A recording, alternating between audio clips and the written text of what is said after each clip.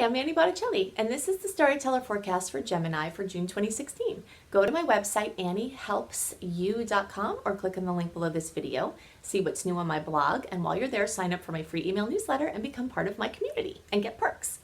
So what's going on in June? We've got the convergence of heavy hitters, outer planets, that when they come together, they create life-changing experiences and major themes in your life.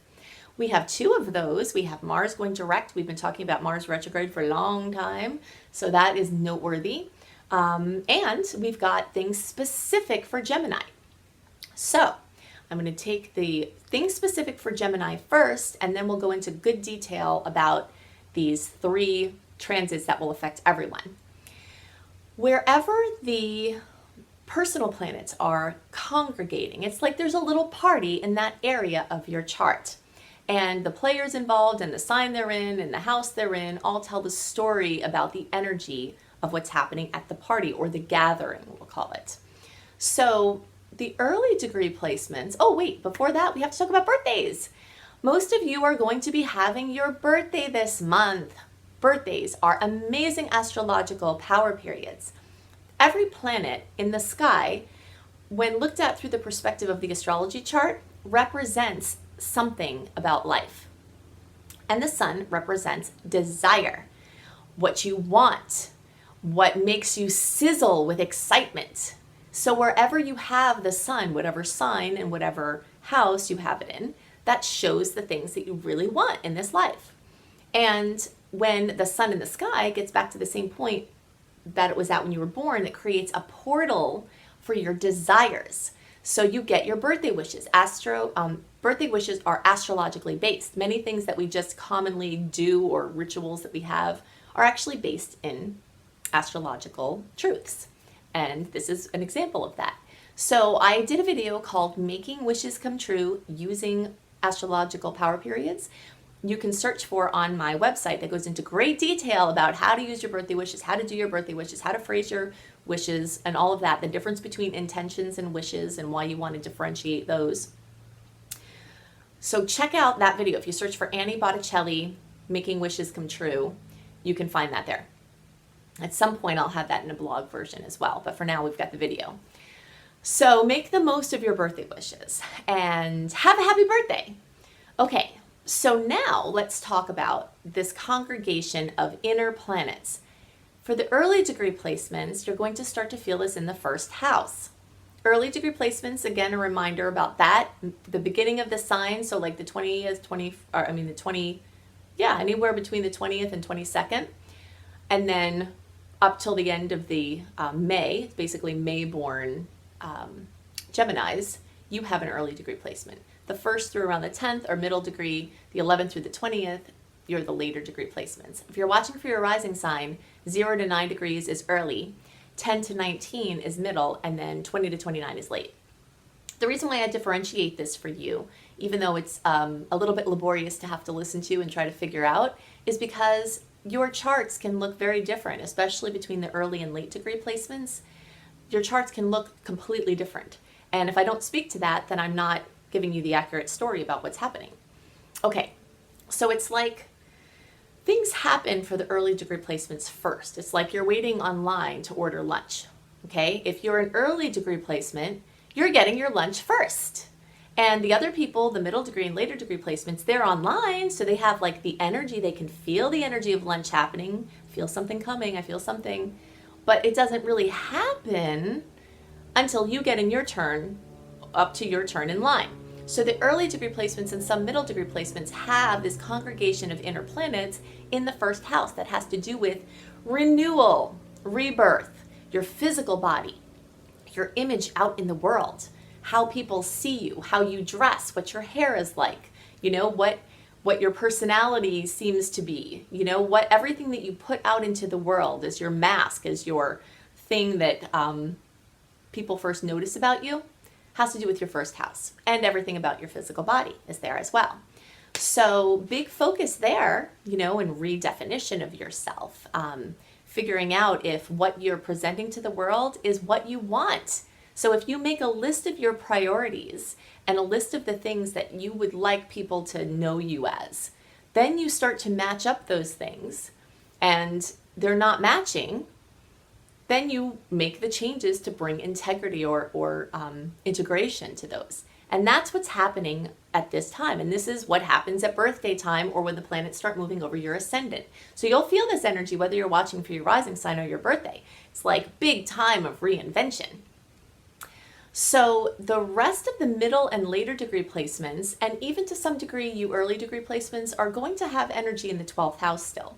The 12th house is the house of fears, addictions, obstacles, limitations. It's also the house of quiet, sacred reflection with the divine, the place where we're all one, you know, the deep unconscious space. So the new moon is occurring in the 12th house for many of you.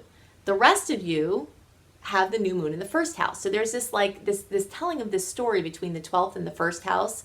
Like I was talking about with the order, it's like you have to first go through this focus on the 12th house, which has to do with fear and addictions and obstacles and limitations. And then you push through that to the rebirth, first house. Okay, so Geminis are going to be split up this month into this designation. You're assessing what is stopping you from having what you want, from bringing all the things you want into your life. But as part of that process, before you get into the actual changing what you're bringing in, you've got to do this evaluation. So I really love when there is energy in the 12th house, but it can make you feel uncomfortable. You might notice every year that the time before your birthday, you feel funky. I noticed this in a very pronounced way for myself because by nature, I'm not very depressive and but I feel weird, like weird things. I started to notice after a while, like some point in the late fall, things get weird. And then I like feel so much better once it gets to be around my birthday. But I figured out the sun and possibly other personal planets are highlighting your 12th house. That's like taking a big spotlight and putting it in your attic or your basement or somewhere gross behind the stove. And then you're like, wow, I found that $100 bill I've been looking for. Lots of potential good things in there. Oh, I found all of this, rodent crap and, everything else that's not good there too. And you've got to clean that out in order to get to where you want to be, in order to maximize your birthday wishes, in order to change your life, and make it better. So the new moon is going to happen in the first house for you early and middle degree placements. This happens on June 4th, 14 degrees of Gemini. You have a new moon in your sign, which is one of the best, most exciting things. If your birthday is between May 31st and June 9th, especially like around 3rd, 4th, and 5th of June, this new moon is going to be most potent for you, not only in the month of June, but also for the whole year. When you have a new moon very close to or on your birthday, that gets worked into the solar eclipse, or not eclipse, the solar chart, which is your birthday chart, which is another view of your experience. So whatever the stars are doing on your birthday, it's like a snapshot for what the year is going to bring. That's called the solar return reading.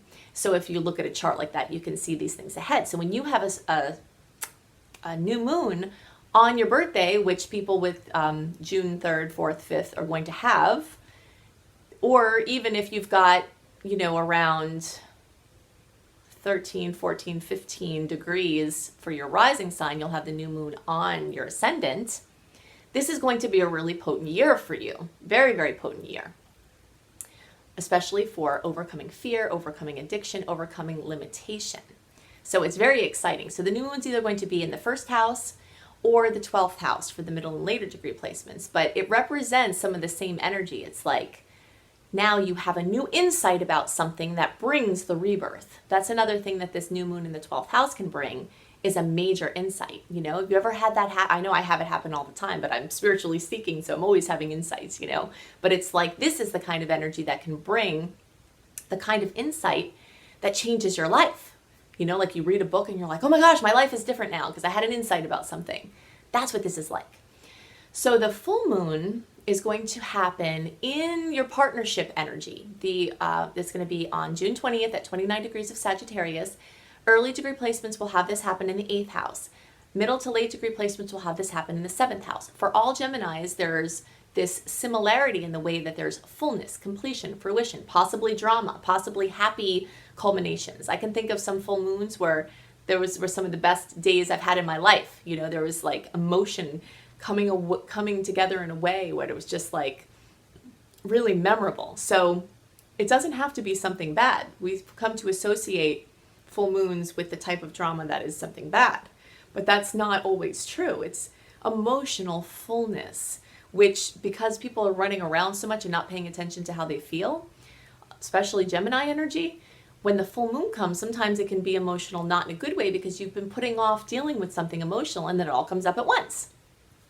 But in any case, early degree placements, you might have something come up about credit, a loan, a spouse, family member, inheritance, or a deep psychological insight. There's energy of insight that comes in through the 8th house as well, besides the 12th house we were talking about before.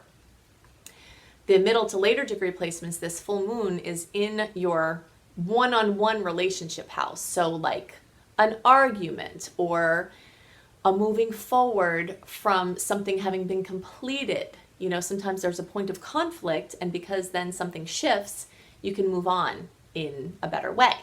So all of the endings always give birth to the new beginning. So even though we think of new beginnings at the new moon, the full moon is so rich with new beginnings, it's just heavier on the ending part before the new beginning, you know? So these are the things that are specific. You know, this is like a time for overcoming fear, a time for rebirthing yourself. That's specific for Gemini. So let's get into the convergences of the outer planets, because these are the ones that really bring these long-term life changes. And so you've got 2 of these going on at the same time as birthday energy or movement across your ascendant energy. And it's just like a very powerful month. I call the theme of the month of June, the heavy hitters converge, because outer planets, when they're locked together in a meaningful geometric combination, are like the heavy hitters. Whenever we have an aspect of an outer planet, meaning the ones that take longer to go around, like Jupiter, Saturn, Neptune, Uranus, Pluto, or if you're looking at asteroids, Chiron, etc., these planets take a long time to get around. So when they make an aspect, especially to another outer planet that takes a long time to move around their orbits, their influences last for a longer period of time than the ones with the personal planets, unless of course there's a personal planet being retrograde, that's different. But as far as an actual aspect occurring within personal planets, you might feel those effects for a couple of days. But the story of outer planets getting together, that tells a story over a long period of time. It makes me think of when I was growing up in New York City. When I was a little kid, I was a baseball fanatic. Was quite a tomboy, and me and my little friends would obsess over baseball and we'd watch it with my dad, and we would just get so excited when the guys who would be the ones that would hit the ball out of the park regularly would come up to bat. They called them the heavy hitters. And you didn't know if this was going to be a time they were going to hit a home run, but the odds were more likely that they were going to hit a home run than anybody else. Everyone was just, you know, waiting with excited anticipation, especially if there are men on base, you know. And that's the energy of June as it relates to the heavy hitters in the cosmos, because we have 2 convergences of heavy hitters. The first one is between Saturn in Sagittarius and Neptune in Pisces. Now, this aspect is a square. A square is known to be a challenging aspect. I don't want you to fear squares, however, because sometimes it's a square that we need, or a point of conflict that we need to crack open something up to another level, you know? It's like it's a point of conflict that from it, you can completely improve your life and your life experience. All transits, especially the challenging ones, show weak spots. So this transit will be no exception. Saturn in Sagittarius and Neptune in Pisces in a square, this happened in the beginning part of this cycle. It was the last days of November 2015 through like December 4th of 2015. So the end of November, beginning of December of 2015 is when this happened first. It happens now for the second time, June 5th through June 18th, with the strongest point being on June 18th, but very strong for that whole time. And you'll feel it before those dates and after. It's a long-term story. And it's a theme that's following from the end of last year into this year, and it reaches this culmination like the end of August 30th through around September 21st of 2016. So over the course of the year, from the end of 2015 through almost the end of 2016, there's been this point of conflict. And so themes that came up at that point very likely will either come up again if they hadn't been resolved, or related themes will come up, or maybe different manifestations. But many, many people are going to have this issue come up in the form of security. And many people will have it in the form of internet security.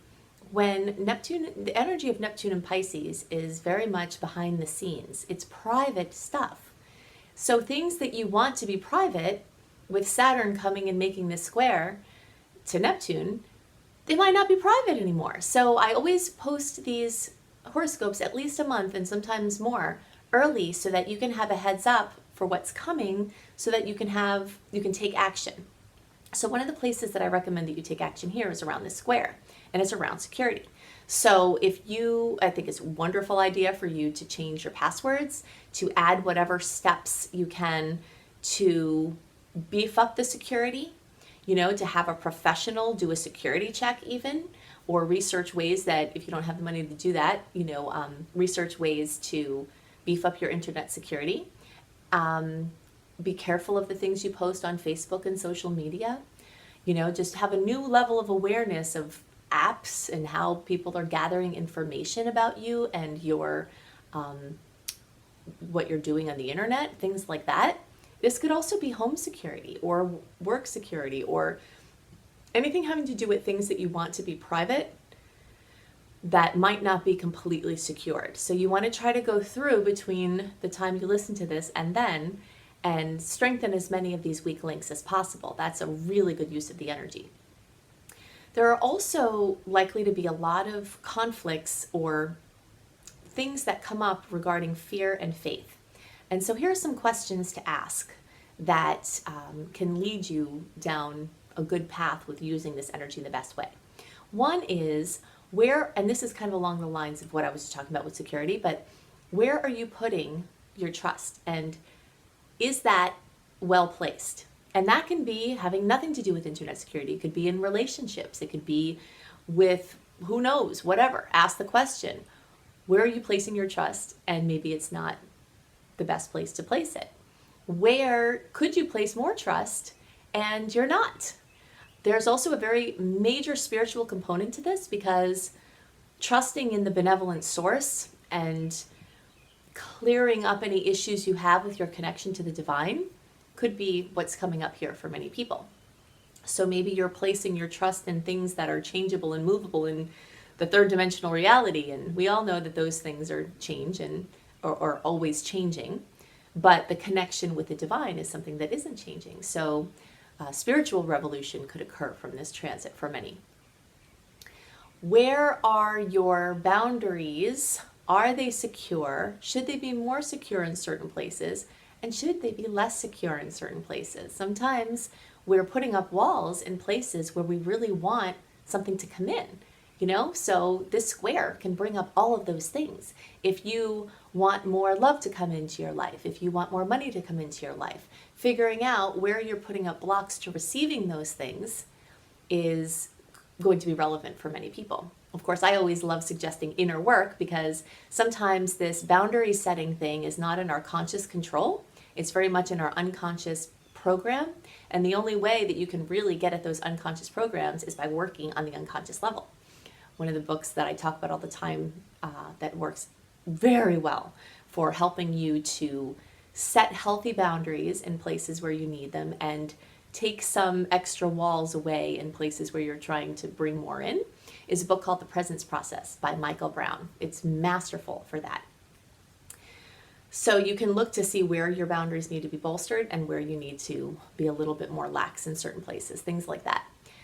It's like the showdown between reality and illusion, and form and formlessness. So all the many ways that those conflicts can come up, this story has been brought up at the end of last year for special focus, and the story is getting stronger now, and it will reach its culmination at the end of August into September. So the next major convergence of heavy hitters we have, and this one I'm all smiles about, even though you know I'm going to make lemonade out of the challenging one and tell you how you can make the most of it when there's a really great aspect like a trine, like this second convergence, which is between Jupiter in Virgo and Pluto in Capricorn. And I'm going to be really excited about that. So Jupiter in Virgo is very much about everything Virgo, expanding everything Virgo. And Virgo has to do with your health, your diet, your regimen, yoga, meditation, medical diagnostics. Many people have had major enigmatic health stories, and they're trying to, like a super detective, get to the bottom of what is happening with their health. And Pluto is the best ally in this because Pluto goes deep into research. Pluto rules research. And Pluto in Capricorn is very practical. So having this trine, which is strongest between June 23rd and June 30th, and again, there's a story with this. It started in mid-October 2015. It happened the second time mid-March 2016. And now it reaches its culmination with this aspect at the end of June. So many people who have been on a wild health journey, you might have some massively good news, or at least massively enlightening news that can then put you in the direction for better health. Many people are going to see movement forward in the arena of health or diet or anything like that. If you are a person who has MS, autoimmune, any other kind of autoimmune things, inflammatory based problems, colitis, anything involving inflammation, problems with your skin, anything that just seems like whatever you're doing to it, you're not hitting it at all. There's a couple of resources I'm going to recommend for your journey. One is a book called Medical Medium. Medical Medium is a Hay House book, and I'll put it in the link below this video. And it is very interesting. It's very different, and maybe some of you won't resonate with it, but many more people are going to have a lot of answers come here. But he's basically talking about how many of the things that are plagues for our time, from the health perspective, are actually based in virus. And I know that research that I've seen about cancer, they're finding more and more cancers are linked to viruses. So this isn't really very surprising, or metaphysical for that matter, even though the person who brings it is a medium, between worlds. The information is very much based in science from what I've been researching myself. So there could be a viral component to the things that you think are not virally based, and by treating it, you could all of a sudden heal from something that you're not supposed to heal from. Now, of course, I'm not a doctor. I'm not giving medical advice. I'm offering a resource that could change your life. So check out Medical Medium, Hay House. And another idea is to get some genetic testing. If you've had a lot of problems, you could narrow down your specific issues by having some genetic testing. A basic genetic test that will give you a lot of information and is not as expensive as some of the other ones is called 23andMe. It's the number 23andMe. And this will let you know if you have certain parts of your liver function that don't work, which would create all these other problems. If you have certain liver pathway problems, etc., or other things that could be relevant to your health. There's someone else that I'm going to recommend his name, and I'll put all of these links underneath this video.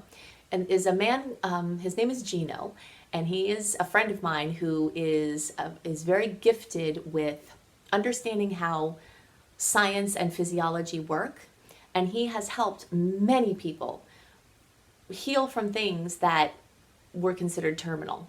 So if you look up genospassion.com or I think it's .com, or I'll put the link below here, maybe Gino can assist you with your particular situation. He likes to work along with your doctor to see your blood tests and things like that. So many people are going to have good news or breakthroughs along those fronts, and maybe some of these resources will be part of that. What's very exciting about this transit is that it's reaching its culmination at this point. The previous transit we talked about, we're kind of still in the middle of that story, but this one is reaching this conclusion, and it's such a wonderful aspect. So other things that could come up here are things involving pets or animals, since Virgo rules those areas. Also involving your quality of work experience or daily experience. Virgo rules what you do every day, what your experience is like every day. So when you have Jupiter in Virgo, it's working on trying to make improvements in your day-to-day schedule. So if you look at your life and you say, oh God, I need to work less, Jupiter in Virgo can help you with that. If you're like, oh gosh, I don't have a job, I need to work more, Jupiter can help you with that. Whatever your subjective experience of improvement of your daily schedule is, Jupiter is working really hard to help you with that. And as of the time it went direct in May, those things started lighting up again. And now when it reaches this culmination of this, activation with Pluto in Capricorn at the end of June, you could see some major improvements in your work-life balance, whatever you've got going on in your daily schedule. So that's really exciting. Also, many people will experience this trine with Jupiter and Pluto as bringing them advancements on the fronts of work, career, and life purpose. Because Pluto being in Capricorn, Capricorn rules work, career, and life purpose. So Jupiter being in a great angle there can help to accentuate, unblock, free, synergize, bring great juju to your work and career and life purpose areas of life. So that's another way that you might see this trine story reach a culmination at the end of June. Third piece that is very relevant is that on June 29th, Mars is going direct. If you've been listening to my reports for a while, I've been talking about Mars in its pre-shadow retrograde, in its retrograde, and now on June 29th, Mars finally goes direct. It has a pretty long shadow period on the back end. It will be in the post-shadow period until August 21st. But with every day that marches on past June 29th, you're getting more and more clear of it. So if you've got to launch something, do something new, if you've been waiting, July is your month to do that, and the first little bit of August, because then we're going to get into Mercury shadow again, and it's not going to be the time to launch things. There will be some even better stars for launching in the last 3 weeks of October and all of November and the first couple of days of December. That period of time at the end of the year is actually the most open than any we've had this entire year of 2016, because the other period we had, like February, March, and then this one in July into the beginning of August, those all have some influence of shadow, of retrogrades of personal planets, even though there's some workable ground. So if you're not quite ready to launch, or something, you really want to have all the personal planets clear, maybe you'll want to lean towards that second window, but you'll just have to feel it out, because I don't know what your personal chart looks like, and sometimes personal chart aspects can supersede what the general stars are, So if you want some help with that, anything as far as perfect astrological timing or navigating through making the most of the transits, you can go to my website, anniehelpsyou.com. You can check out my growing list of blogs there to assist you. You can check out my personal coaching. You can look for my Unleash Your Money Magnet program to help you unleash your money magnet. If you go to anniehelpsyou.com and then click on programs, you'll see Unleash Your Money Magnet. You'll see my Creating Successful Online Business course that will be enrolling in July. You'll see my Astrology Apprenticeship program, which will be enrolling in July. And you'll see my Shine program, which is a 28-day virtual coaching program, which helps you to make the most of the starry potentials by clearing out your inner blocks. And while you're there, definitely sign up for my free email newsletter and become part of my community and get all kinds of cool opportunities and information that come along with being in that group. So I hope you have a wonderful month, and I'll see you next month. Bye.